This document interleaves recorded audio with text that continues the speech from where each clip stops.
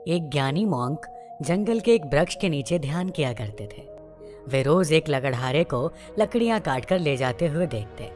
एक दिन उसने उस लकड़हारे को रोककर कहा, सुनो भाई, दिन भर लकड़ी काटते हो और उस लकड़ी को बेच के 2 वक्त की रोटी भी नहीं जुटा पाते।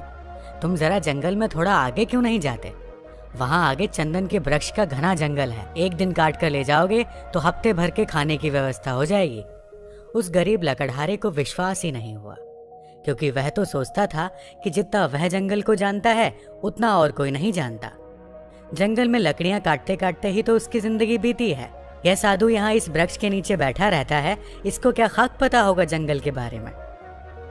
मानने का मन तो नहीं हुआ, लेकिन फिर सोचा कि नुकसान ही क्या है, कौन जाने शायद वह सन्यासी ठीक कह रहा हो। फिर झूठ भी कहेगा क्यों, शांत आदमी मालूम पड़ता है, दयालु भी लगता है और इससे पहले कभी बोला भी नहीं है। एक बार प्रयोग करके देखने में क्या जाता है। साधु की बातों पर विश्वास करके वह लकड़हारा जंगल में आगे गया। जब वह वहां से लौटा तो साधु के चरणों में सिर रख दिया और कहा, मुझे क्षमा करना, मेरे मन में बहुत संदेह आया था, क्योंकि मैं सोचता था कि मुझसे ज्यादा इस जंगल के बारे में और कौन जानता है। मेरा बाप भी लकड़हारा था, उसका बाप भी लकड़हारा था।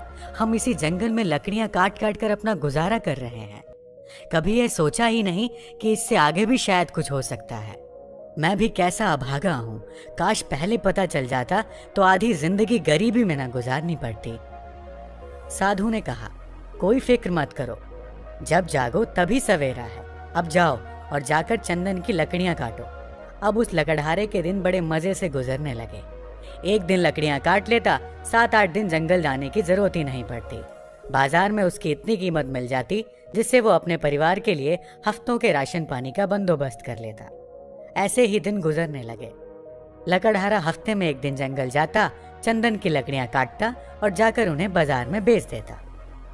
एक दिन जब वो लकड़ियां काटने जा रहा था तो उस साधु ने उसे रोककर कहा, तुम जब से चंदन की लकड़ियां ही काट रहे हो, आगे नहीं गए? तुम्हारे मन में कभी यह सवाल नहीं आता कि इससे आगे भी कुछ हो सकता है? यह तो मेरे मन में सवाल ही नहीं आया कि चंदन के आगे भी कुछ हो सकता है, लकड़हारे ने कहा। साधु ने कहा, चंदन के आगे जरा जाओ तो वहां चांदी की खदान है। लकड़ियां काटना छोड़ो, एक दिन ले जाओगे 2-4 महीने के लिए हो जाएगा। अब तो वह साधु पर भरोसा करने लगा था। बिना कुछ सोचे समझे वह वहां से भागा। वहां जाकर उसने देखा तो वह हैरान रह गया। वहां तो सचमुच एक चांदी की खदान थी। वह खुशी से उछलने लगा। अब तो वह 4-5 महीने में एक बार आता, चांदी लेता और अगले 4-5 महीने आराम से रहता। ऐसे ही कुछ साल गुजर गए। एक दिन जब लकड़हारा चांदी लेने जंगल जा रहा था तो वो साधु उसे फिर से उसी पेड़ के नीचे मिला। उस साधु ने लकड़हारे से कहा, थोड़ा और आगे जाओ, वहां सोने की खदान है। जब वह लकड़हारा चांदी की खदानों से कुछ मील आगे गया तो देखा कि वहां सचमुच सोने की खदान थी। इतना सोना जो उसकी पूरी जिंदगी बदल सकता था। सोने की खदान का पता चल जाने के बाद अब लकड़हारा एक बार सोना ले जाता और साल भर तक जंगल ही नहीं आता। उसकी जिंदगी बड़े आराम से गुजर रही थी। ऐसे ही कुछ साल गुजर गए।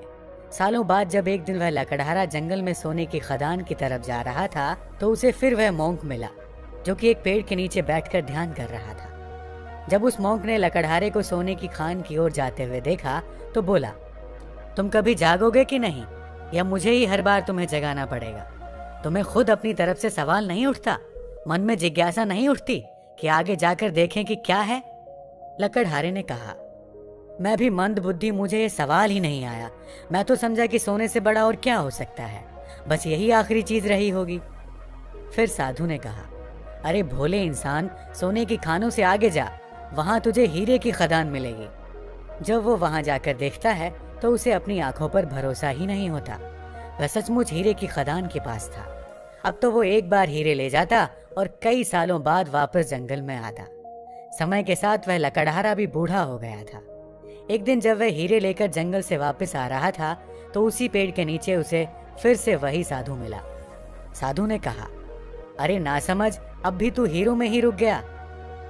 अब तो लकड़हारे को बड़ी घमंड आ गई थी, क्योंकि वो बड़ा धनी हो गया था और महल माड़ियां भी खड़ी कर ली थी। उसने बड़ी घमंड के साथ साधु से कहा, अब छोड़ो भी, अब तो मुझे परेशान मत करो, अब हीरे के आगे भला क्या हो सकता है?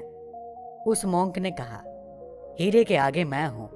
क्या तुझे कभी यह ख्याल नहीं आया कि यह आदमी मस्त यहाँ बैठा है जिसे पता है हीरों की खदान के बारे में, और वो हीरे नहीं भर रहा है। इसको हीरों से भी आगे, हीरों से भी बड़ा कुछ बहुमूल्य मिल गया है, तभी तो ये यहाँ निश्चिंत बैठा है। क्या तुझे ये कभी विचार नहीं आया? उस साधु की बात सुनते ही वह लकड़हारा रोने लगा और उस ध्यानी मॉन्क के पैर पकड़कर कहता है, मैं भी कैसा मूर्ख हूँ, कभी सोच ही नहीं पाया कि जिसने यह सोने चांदी हीरे जवाहरात छोड़ दिए उसके पास जरूर इन हीरे जवाहरातों से भी बड़ा धन होगा।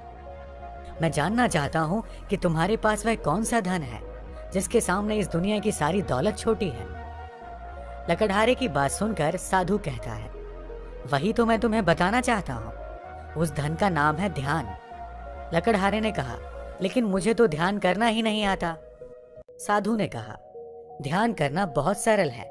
बाहर का धन तो बहुत इकट्ठा कर लिया, अब जरा भीतर की ओर मुड़ जाओ और आराम से बैठ जाओ, फिर देखो कि तुम्हारे अंदर क्या चल रहा है। अगर कोई अनुभव हो तो उसे पकड़ो मत, बस देखो। हो सकता है तुम्हें परमात्मा मिले, लेकिन तुम्हें उन्हें भी नहीं पकड़ना है। तब तक देखते रहो जब तक कि सभी अनुभव, सभी विचार शांत ना हो जाए। मगर ध्यान रहे, जबरदस्ती किसी भी अनुभव को करने की कोशिश मत करना। इस विचार को खत्म करने का प्रयास कभी मत करना। जब कोई अनुभव ना रहे और कोई विचार ना रहे, तब तुम निर्भीक होकर समाधि में स्थित हो जाओगे। फिर इधर उधर नहीं भटकोगे और तभी केवल शून्य होगा, और उस शून्य में ही जलता है बोध का दिया, आत्मज्ञान का दिया। ध्यान करने के लिए एक चीज जो सबसे महत्वपूर्ण है वो है धैर्य।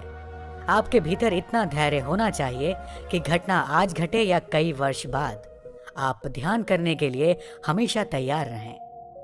दोस्तों, यदि आपको शुरुआत में ध्यान करने में प्रॉब्लम आती है तो आप सिर्फ 5 मिनट के अभ्यास से शुरू कर सकते हैं। अगर 5 मिनट भी नहीं कर सकते तो 2 मिनट से शुरू कर सकते हैं। लेकिन एक बात ध्यान रखना, इसे कंटिन्यू करना है, हर रोज अभ्यास करना है, नहीं तो आपको रिजल्ट नहीं दिखेगा। दोस्तों, आज की वीडियो में फिलहाल इतना ही। धन्यवाद।